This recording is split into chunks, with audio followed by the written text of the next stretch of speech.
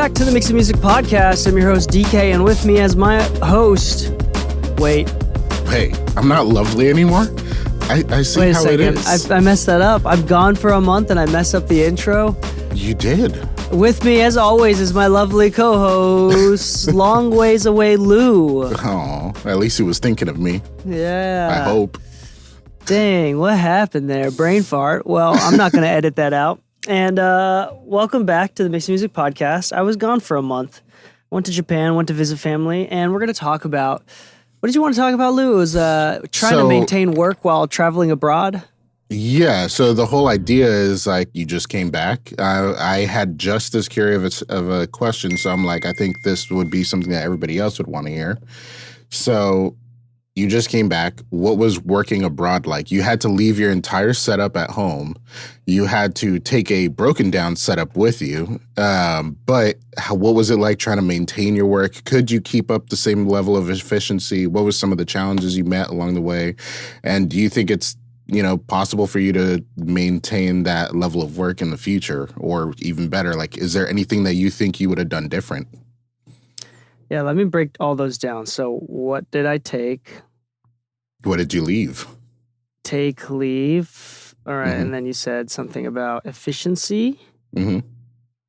And then what was that last bit? What would you do different? All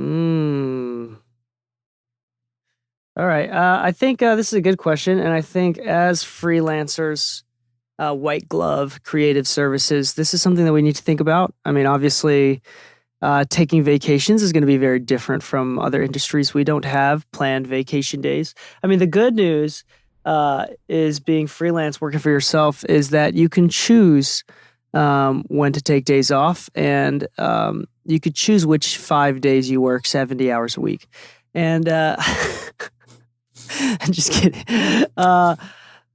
But there's I think this is something that is good for me to talk about as well, because I still haven't figured this out, and I don't know if I will figure this out. I don't know how other people in the industry has figured this out. So this episode is more going to be an episode of like thinking out loud that I want to do.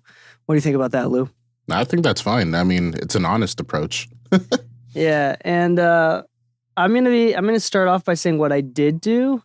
So what I did do first was let some of my main clients know that I will be out. So it's like, because I did book the plane tickets like 6 to 9 months in advance. Mm-hmm. And I mean, when I do that, not only are the tickets just way cheaper, but it gives me ample time to let everyone around me know that I'm going to be gone and set the expectation up. I also think it's for myself as well. Like, I like giving myself the time to, be prepared that I'm about to vacation mentally, because it's hard to vacation without that mental preparation of vacation and getting ready to vacation. But anyway, so the first thing I do is set expectations for my clients. What I did take, I took my computer and my hard drive in a backpack. And I mean, Slate gave me their headphones, like the VSX headphones. Nice. So I had that, which I could talk about a little bit later. And let's see, what else did I take? Oh, and then in Japan, I bought a pair of Yamaha HS5s and like a UAD Volt. Hold on one second. Sure.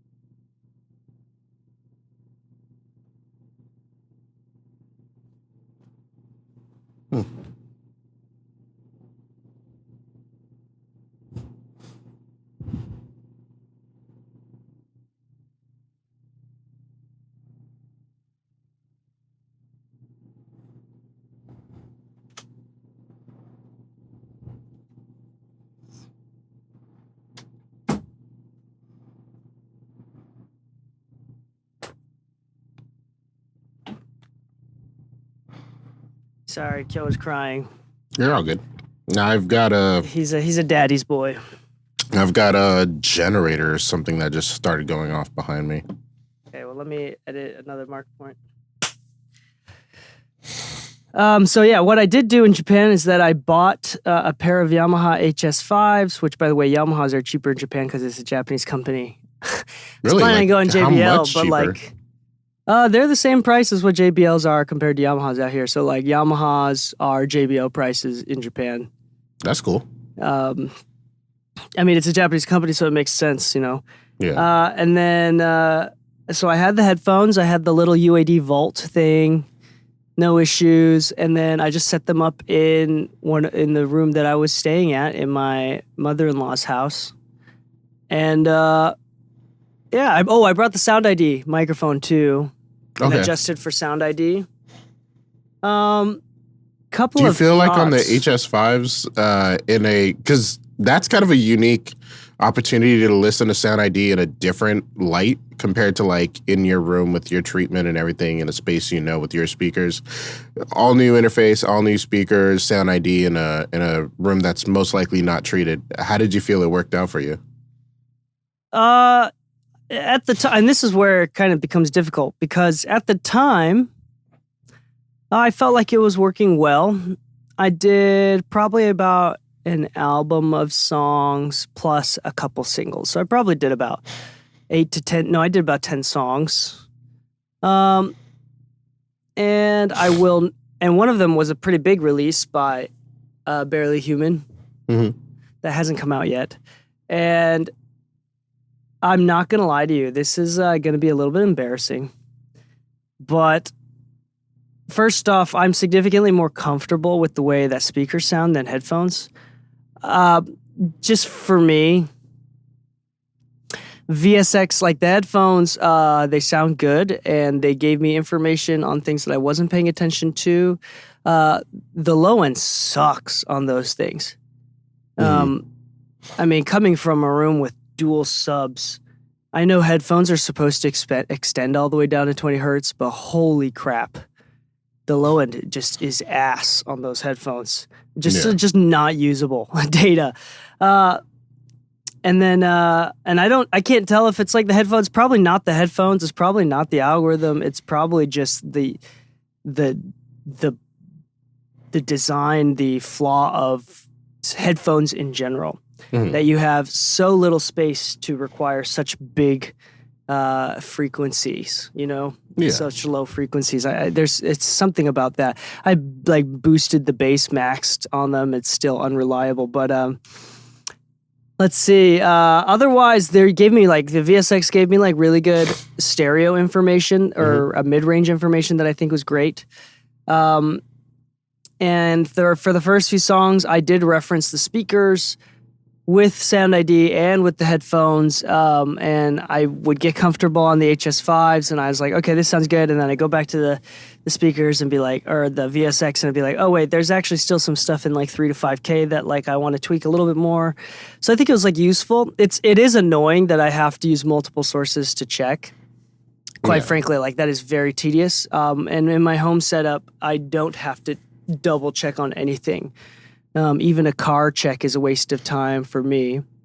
Yeah. Personally, I mean, I'll still do it. It's not necessarily a waste of time, but it wouldn't have given me as much insight as, quite frankly, and I hate to be so flagrant about the me defining this like this, but when you're using shitty transducers, shitty speakers and headphones, you're gonna have to be swapping multiple times. And that's not me gatekeeping or being an elitist. I just think it's practically, I did find myself needing to reference constantly, and I don't find myself doing that. And the only variable that I'm picking up on is that I was working, one, in an acoustically untreated room, but that shouldn't have a huge impact on small speakers listening quietly, literally just a few, not maybe a foot away from my face. Yeah. It's a small setup. Especially on the size of speaker. And the headphones as well. I was surprised how big of an impact the sound and sensation of low end is without subwoofers, to the point where I didn't realize before. I thought I don't need subwoofers because the speakers go low. And then after using them now for a few months, I hate to say it, I can't go back. It's the amount of information that I was missing before, the amount of information that is necessary for the good low end of modern pop music and hip hop music, whatever. Is just the necessity for that is just insane. And no matter how much low end you pump into Sound ID with HS5s, there's still low end that is quite lacking. And the last thing that I want to mention is it's not just like a tonal balance thing. Like it's not just the speakers don't produce low end. I think the biggest difference of them all is that, again, this is a conversation that we've had many times before, like cheap speakers. What's lost is distortion artifacts. So it's like they're not quick enough. The cones, the woofers, the transducers are not efficient enough to unmask the distortion that's taking place. Like if the speakers themselves are distorting and the music is distorting, the speaker distortion is going to cover up the music distortion. Yeah. So the music that I submitted for Barely Human, which is a lot of clipping, a lot of distortion, it sounded, when I got home, it was twice as distorted as I remember hearing it in Japan. Yeah. And so it was just completely, like the transients were totally lost to me. They were very foreign when I came back home and listened to it for the first time here. Because I mean, the tonal balance, I think that you can get close with a combination of like the headphones, but it was just the transient response and the distortion that was just completely. It was not transparent. Yeah. The what I thought I was mixing and what I heard on these speakers was completely different. And to the point where like I have lost quite a bit of confidence. And coming back from the story of Japan last time where I lost mostly because I was trying to switch to Studio One and I was mixing on headphones, I lost a big client, which is why I like committed back to Pro Tools and tried not to work on any more projects while I was in Japan. But that was, quite frankly, I have very little confidence in mixing outside of my comfortable space. I mean, I can make it happen. I can make it work because at the end of the day, like most of mixing is not necessarily the quality. It's about that client interaction. It's that communication and that trust. It's project management. I mean, I feel like, quite honestly, like my biggest clients, they're more asking me to check off a list. And like to make sure that I'm the one with all the files that can send last minute changes if necessary, or can like print different versions if necessary. I'm the project manager of the files just as much as I am a mixer, you know? So I do think that like I can do that in Japan. I think I still made the song slightly better, but not in the way that I had thought I did, which was the scariest part. Cause like, when I was mixing abroad, I thought I was making hella great changes just like I was doing here. And then I heard it here. It's like I was not making the changes that I thought I was making. The mid-range sounded completely foreign to me. I did not know how I got there. Yeah. And I just, I don't know the resolution for that. That's the scary part of this. So like we're talking about traveling right now. And I am deathly afraid and completely against the idea of like gatekeeping through gear and the cost of gear. Although we've spoken much about the significance of acoustic treatment and monitors, specifically for mixers being the most important costs. I don't want to gatekeep, but I honestly, it's like, yeah, cheap speakers suck. Cheap speakers in a foreign room sucks. Yeah, I'll say it like this. Because I don't know if you saw my post while you were abroad. Basically, my amp died. Yeah, like, I did hear completely. About that. Yeah. So I ended up buying the same amp as you have, not because I thought it was like, oh, it's expensive enough to be great, cheap enough to not be too cheap or whatever, but I literally just needed a solution fast. Sounds could overnight it to me with no extra cost, so I was like, whatever. I got it. Main reason is because I tried sending out a mix in headphones, and you already know I don't typically mix in headphones. So it's not like I was abroad or anything. I was still in the same setup and everything, but it's what you become used to becomes kind of part of your sound. At a certain point, if all you ever do for the last 5 years is mix on HS5s, I'm sure at that point you've gotten used to how the speaker distorts and how it translates to other systems. So once again, I don't think it's necessarily a statement of gatekeeping, but rather once you're exposed to really fucking good food, do you really want to go to McDonald's anymore? You know, McDonald's at a certain point served the need and it was tasty, but once you've tasted better and gotten better access to something else, it's kind of hard to take that step back and look at it the same way. You know, once again, it's not that you can't do it if you don't have access to it. It's just a matter of like, this is what I'm used to now. And it actually became kind of an issue when it was taken away from you. Yeah, so the problems that arise are, how do you deal with this? So first off is like vacations as a freelancer. Is it important? Is it necessary? When should you do that? How should you do that? And when you do, how do you continue work if it's necessary? Yeah. And I think my solution from now on is that I'm going to plan my vacation during the months that are statistically less likely for me to get work, and I'm going to try to avoid working. I think that's the best way to do it. The good news is that I have a single location, because I work from home now, a single location that I can mix comfortably, and I am so extremely precise with my specific location. Now, the bad news is scalability. But that's the bad news with any sort of white glove creative work, right? Is like, it's just not scalable. I have to be the one to do it, and it has to be done here. You know, I can't just pass it off to anybody else without immense amount of training. Yeah. I did, as far as efficiency goes, you asked about efficiency. There was no loss in efficiency. If anything, like being in Japan where like my day started at like 5 p.m. Pacific time, it was great because then I could finish things overnight for everybody and they'd have it ready, the files ready for them by the morning. Yeah. So that was great. That was no issues. I mean, but as far as what I would do different, I probably, instead of doing like a summer vacation where typically for me summer months are busier, I probably the LA school district takes 3 weeks off for winter vacation. Mm-hmm. So for me, and it's pretty practical for my sense because New Year's is a bigger deal in Japan than it is here. Christmas is not really celebrated the same because it's not a Christian country. It seems to me, at least as a Westerner, observing how it's depicted in like different shows, is New Year's kind of treated like a Christmas in a sense. There's like certain Western Christmassy elements in New Year's in Japan. Only in the sense that it is the most important holiday.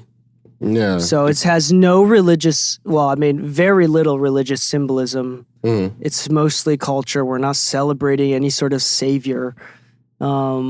It's celebrated differently because it's not necessarily a time for, there's not a big emphasis on goals, but it's more of an emphasis on like family. Like Christmas in Japan culturally is the day that you take your girlfriends out on a date. So you leave home, you leave your family at home, and you go do something, and you take your girlfriend or boyfriend on a date.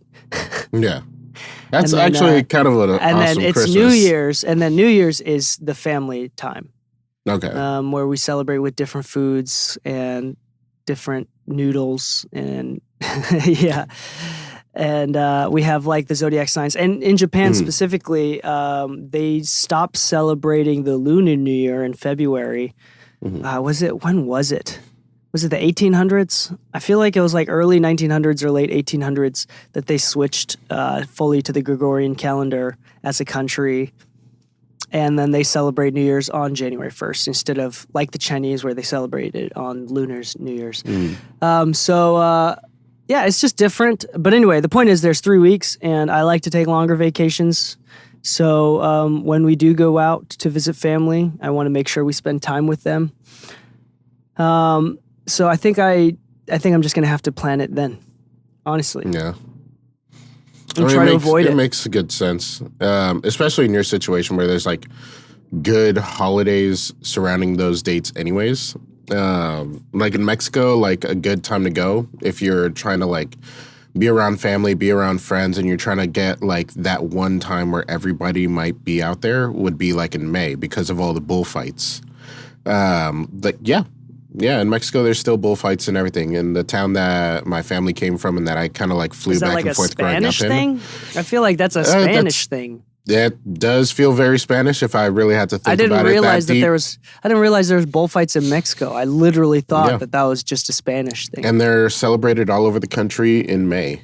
So like every May, my family actually flies out to Mexico, and you know, there's live bands. The towns that you go to, remember, like my family's from a mountain town in Mexico, Unión de Tula, which is, if anybody knows Jalisco, it's right next to El Grullo by 30 minutes, which there's a lot of notoriety around El Grullo historically. But bullfights themselves is like, weirdly enough, like, all the vendors come out. They hire like some really good bands. Like the bands I listen to this day are bands that I found out at the bullfights, but it turns out they were actually really big. Like I didn't realize we had like big groups coming out as a kid. But everybody, like if anybody's family moved out of town, they'll go back to the town and they'll all meet back for this one thing. It's not even a holiday. It's literally just bullfights.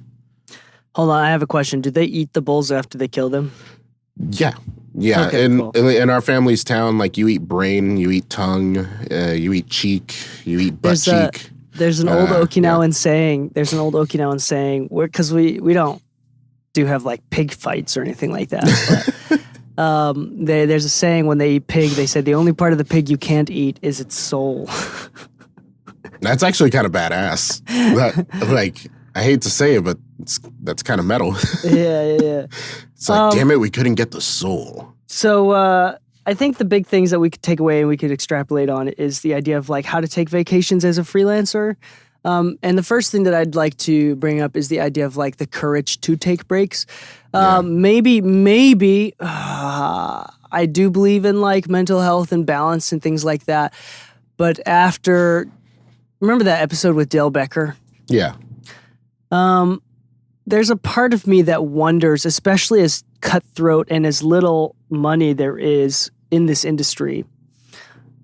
A part of me agrees heavily with Dale about the idea of like boundaries is important, but people put up boundaries too quickly.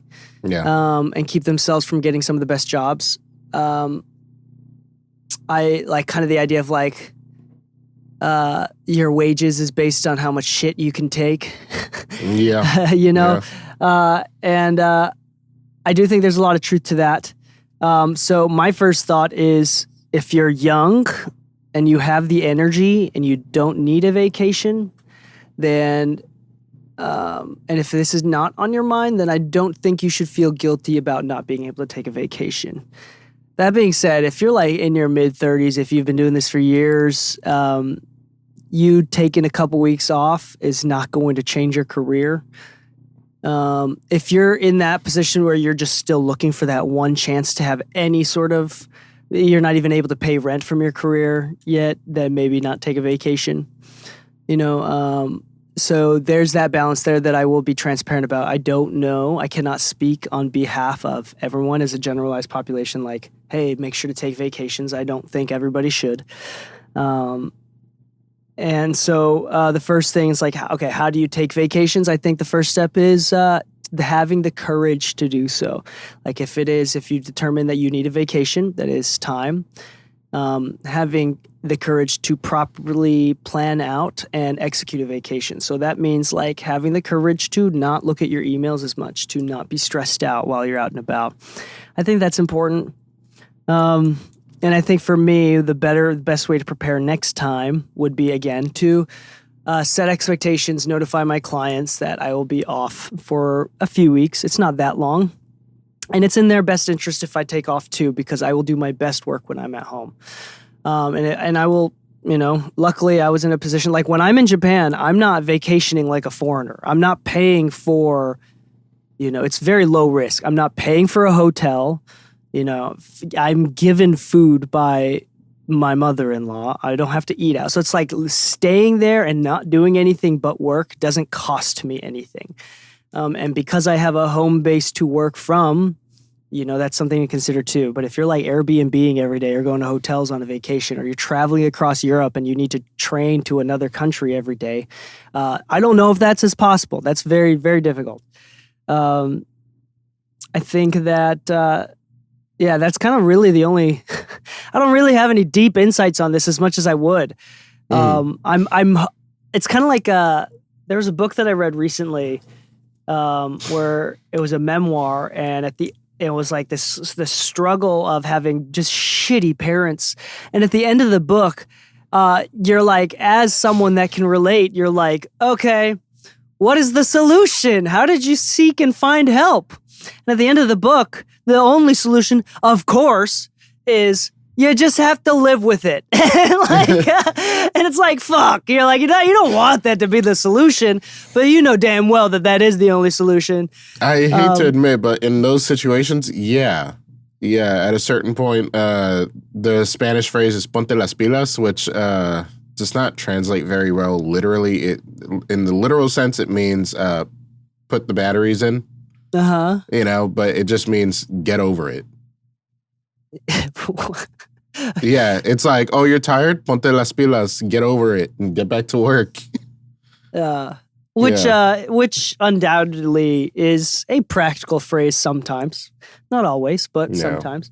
And dude, I have no idea. I have no solutions for this. It sucks. Vacationing is difficult for freelancers, especially white glove freelancers. Our careers are not not stable. That's not what I was going to say though. Are not scalable. So it has to be us working. And a lot of the point of this podcast and the YouTube channel is for me to build up during the length of my career, about 40 years, to create some sort of stable income, passive income, right? And that's kind of the goal. Investments, things of that nature. What I don't want to do, and this is not necessarily a fear of mine because I think it'll be fine.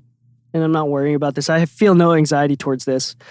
But I don't want to be a loser of a father that leaves nothing after I pass, leaves nothing for my children other than the responsibility of selling my gear. Yeah. I don't, that is some, I don't know. It's just, I don't want to be that loser. I don't want to be so self-centered that the only thing that I leave is how cool I am through gear. You know what I'm saying? 2 suits that say Daddy D on the inside. Yeah, like... if you're not buried in one that says Daddy D, I'm going to be upset. There's something about that scares me. G-Eazy Will shared something about this on TikTok, where there was another TikTok creator where their daughter was, like, after the father had passed, the daughter was responsible for selling tens of thousands of dollars, if not $100,000 worth of studio gear that the dad had amassed during his lifetime. And like, she was just burdened with this task of selling gear. And like, that was the only thing he left for her, which is like nice because then she can make some money off of it and keep the money from the gear. But it's like, I don't know, there's something, G-Eazy's commentary on that was moving to me and kind of made me think about not necessarily retirement. I don't believe in retirement the same way as everybody else, but the idea of like, okay, planning for the future, making sure that I leave things for myself, I leave things for my family, I create ways of passive income. And I think that's different for everybody, and I don't know exactly what it is for me, and I'm going to be totally honest with you. And I'm wondering if it's because I have more to learn, and the other part of me wonders because there is no real solution to this as a freelancer, and this is one of the things that we risk as people that are trying to make a living or making a living off of our I don't know what it is in English, but like our ikigai, like our passion, you know, the thing, because like it's in exchange for vacation, guaranteed vacation days. In exchange for that, we get to do what we are very passionate, what we love, what we've dreamed of doing since we were children. Yeah. That's what we get to do. And I think there's probably some middle ground that I am ignorant of. And I'm sure that there's financial advisors out there that could give us more help.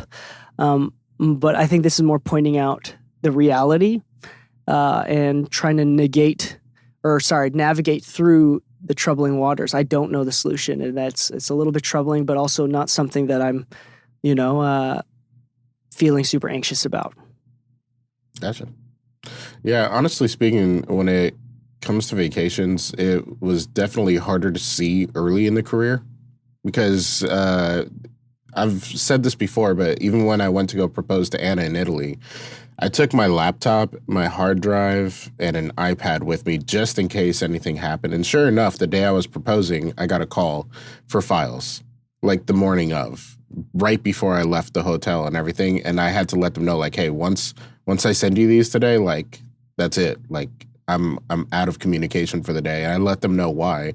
Once they found that out, they're like, why'd you take your computer? I'm like, dude, see, if I knew you felt this way, I wouldn't have brought shit with me, but at that time, I was too scared to not bring shit with me. Yeah.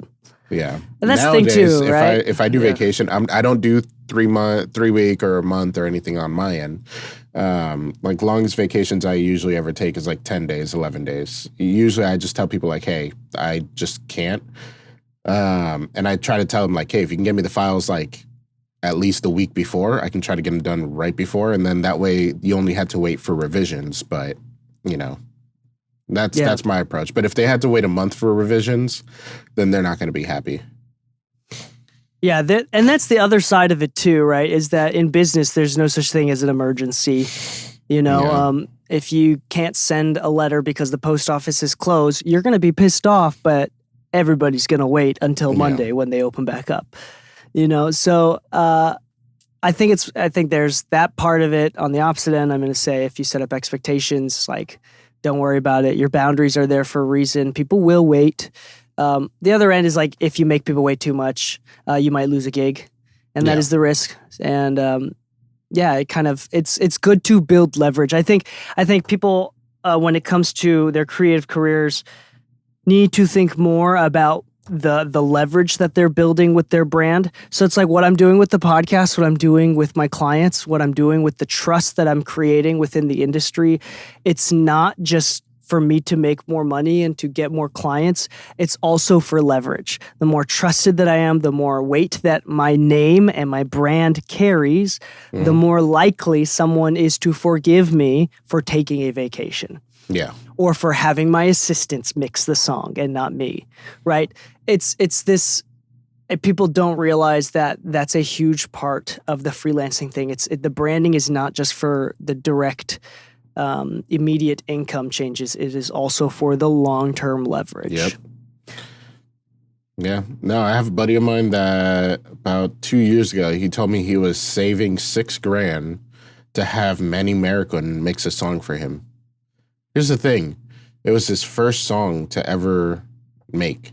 And I got to say, that's quite the investment on your first song ever. But it's one of those things where he was watching YouTube videos, he was looking at record history and things of that nature, but he was also listening to interviews and things of that nature. And that's kind of what led him to say, I want Manny to do it. I like Manny. I like his personality. I've never met him before. I emailed his office. They told me it was going to be X amount to work with him. But it was his branding that made him decide, I'm going to save up to $6,000. It's not that he couldn't afford them, which technically, if you're talking about a whimsical moment and saying, yeah, I'm going to hire Manny, then at that moment he couldn't afford him. But he said it's worthwhile for me to wait to have the song mixed as long as I can get the money up, because it's going to be so worth it to work with him. And the only reason wasn't because of a conversation they had. It's because of his branding, the way he communicates and presents himself during interviews, the work history speaking for itself. And, let's be honest, he I don't know if he's still at Village, but at the time he was at Village. That's a beautiful studio. Yeah. The Village is a good studio. But anyway, that's kind of the thoughts for this episode. I don't really have anything else to say. I had a good vacation. Japan is fun. Currently, I have a personal hyperfixation on the unconscious cultural differences between the East versus West. Kind of how Christianity and monotheism has shaped the processes, not not just the language and the values, but the processes that lead to those values and conversations. How that's culturally is isolated from each other, the East versus the West. That's so it was fun going out there and kind of I started learning more about Zen Buddhism again, and which is a specific part of Buddhism that is specifically Japanese. And started reading some literature about that, and I just think it's like really interesting. It was good to be back out. It was good to see family. My sister-in-law got married, so we saw her wedding. Oh yeah, I saw photos of that. Yeah, we went to the Kirby Cafe, which is in Tokyo, which is like, I swear on my life, the Kirby Cafe is harder to get a reservation at than like a high-end steakhouse in Manhattan. That was a bitch and a half to get a reservation. We're talking 3 to 6 months early. All the reservations for a 3 to 6 month time span open up, and the entire 3 to 6 month time span is reserved and sold out within a 20-second span. Most people cannot even get into the website because of how high traffic that is. How impressive. Yeah, it is. It is. And it's only in Japanese. So like the website does not have a translate to English button or like an English version button. It is insane. That was cool to be a part of. What else did we do? The usual shrines and stuff. Yeah. You went to Disneyland, right? Oh yeah, that's right. Yeah, we went to Disneyland because my wife's from Chiba, which is where Tokyo Disneyland is. Did you guys go to Universal out there? No, that's in Osaka. That's further south. That would be a couple day trip that we'd have to go down there. It's kind of like visiting. It's like trying to visit, LA from Sacramento. Yeah, okay. Yeah, it's a little bit different. And then let's see here. What else?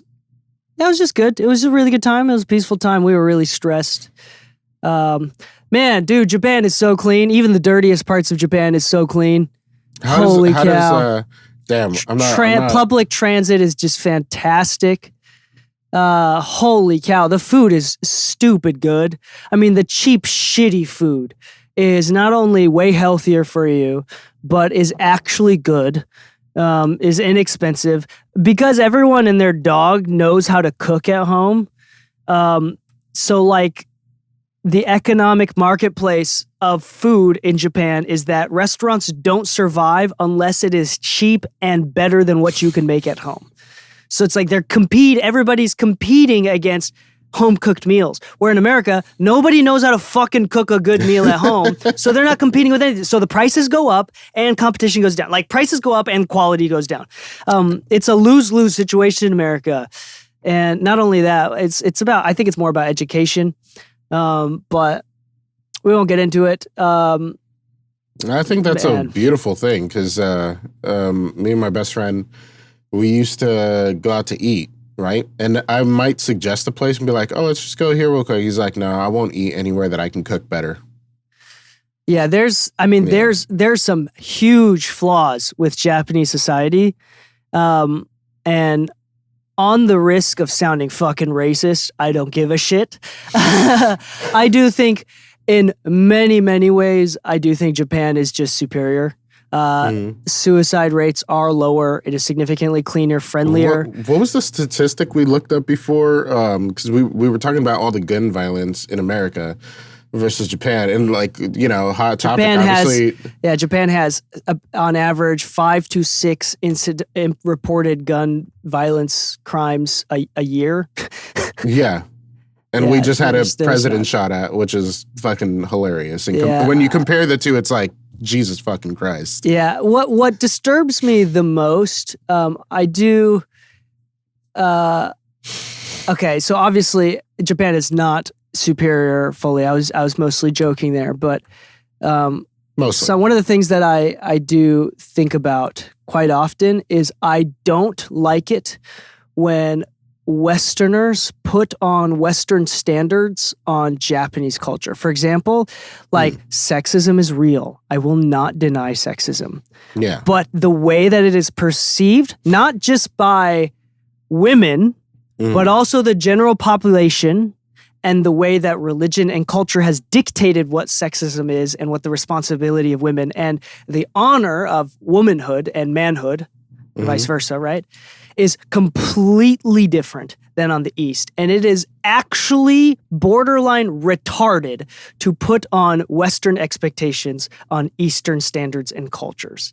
Because the fact of the matter is, on a simple baseline measure, is that women and mothers in Japan are significantly higher honored and more prioritized than mothers in America. And the reason why sexism exists is because both men and women don't respect motherhood. And it is almost blasphemous from an Easterner's perspective. And it is unconceivable how these Westerners will stand up for women's right when what's causing it is the women themselves. It's just crazy. Like, if you didn't, like, yes, of course, women should be able to do what they want, be independent, but from an Eastern thinking process and culturally understanding, like, the point is, neither is correct, but if you try to frame one ideology into the other, that is even more incorrect. That is the point. Yeah. That is the point. So, I mean, obviously there's flaws and there's improvements that need to be made and freedoms that need to be granted on either sides, but trying to affix one and prove superiority with one value system that was developed, isolated by millennia from a completely different culture is retarded, quite frankly. Yeah.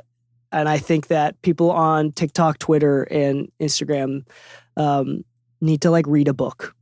Honestly, that's, like, just read a fucking book. And that's it. Sorry, that was a little rant. That could have gone way off I think that was already quite, you can tell how much that upset me. But I mean, we're not going to go more into that. That's just one low-hanging fruit topic. I can go into many other topics.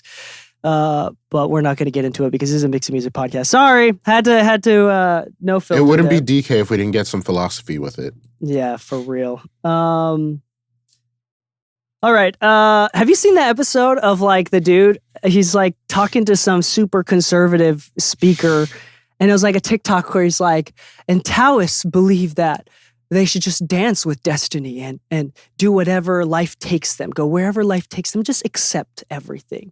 And then the conservative guy's like, yeah, but when the Nazis come and you just stand by and allow them to take over, what do you do? And the dude's like, oh, you're right. I didn't think about that. Yeah, it doesn't work in that situation. And all the comments are like, bro is the most Taoist guy we've ever seen, ever. He did exactly what he said. So, yeah. Well, I didn't really think about it. So who really won in that conversation? That was so funny. Anyway, that made me laugh. All right. Yeah, join the Mixing Music Podcast exclusive episodes. Sorry, just random tangents.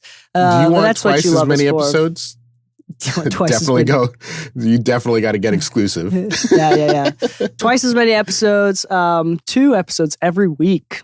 That's right. 2 new episodes every single week. We might be switching to 1 every week from now on because I think we're, like, a couple years ahead. That's actually kind of hilarious. Yeah. So, well, I think we're about caught up as far as, like, the number of these weekly episodes versus the number of exclusive episodes. Mm-hmm. And James needs to be paid more, to be quite frank. So I think I might just lower. So that might be happening. Watch out. But yeah, you'll unlock, like, literally hundreds of new episodes, $4 a month or $40 a year. They're fantastic. They're all very technical for Pro Tools or DAWs and mixing, compression, EQ, mastering, etc. So go check that out, mixingmusicpodcast.com/exclusive. And on that note, happy mixing, my friends, and stay saucy.